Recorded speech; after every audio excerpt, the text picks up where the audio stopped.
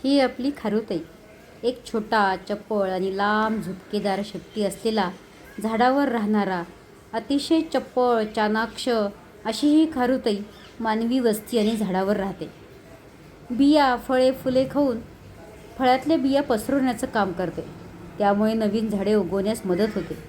सगळ्यात मोठं वैशिष्ट्य म्हणजे बिया जमिनीत कुठे कुठे जागा शोधून लपवते आणि इतक्या ठिकाणी लपवते की काही वेळेस विसरते की ह्या बिया कुठे लपवल्यात आणि असेच वृक्ष निर्माण होतात.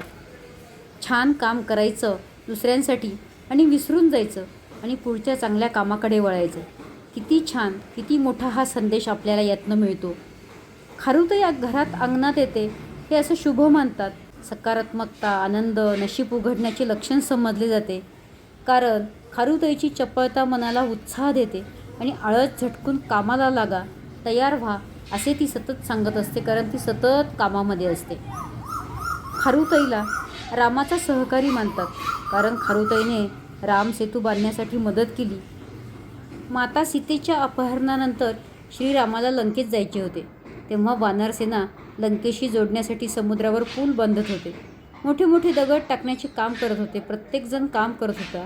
त्यावेळी तिथे एक खारुताई होती, जी तोंडातून छोटे छोटे दगड उचलून फेकत होती व मोठ्या दगडांना पकडून ठेवण्यासाठी हे दगड उपयोगात आणत होती.